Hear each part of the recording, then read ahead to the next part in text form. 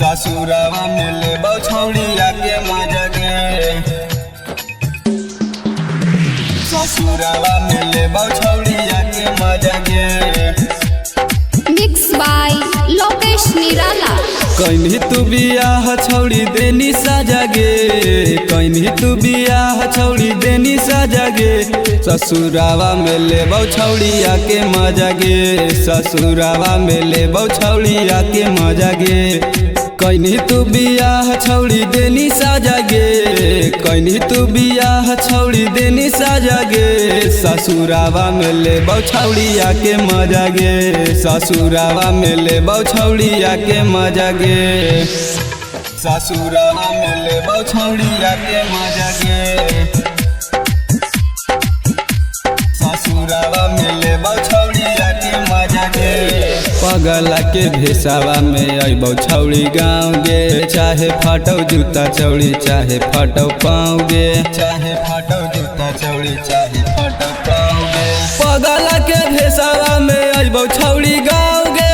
चाहे फाटो जूता छौड़ी चाहे फाटो पाँव गे। चाहे फाटो पाँव गे। खुला रखिए छौड़ी गेट के दरवाजा गे। खुला रखिए छौड़ी गेट के दरवाजा गे।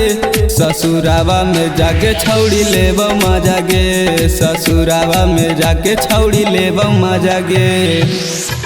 ससुरावा में लेबो छौड़िया के मजा गे। ससुरावा में लेबो छौड़िया के मजा गे। बैजू रंगा बाज छौड़ी मुकेश रंगादार गे। चुमा तोरा लेतो छौड़ी भरत गीतकार गे। चुमा तोरा लेतो छौड़ी भरत गीतकार गे। बैजू रंगा बाज छौड़ी मुकेश रंगादार गे। चुमा तोरा लेतो छौड़ी भरत गीतकार गे। भरत गीतकार गे। विकरांत बेदर्दी पियवा बेचतो खाजा गे। सोलू अंजिता पियवा बेचतो खाजा गे। ससुरावा में लेबो छौड़िया के मजा गे। ससुरावा में लेबो छौड़िया के मजा गे। कहीं तू बियाह हमरा देनी साजा गे। कहीं तू बियाह हमरा देनी साजा गे।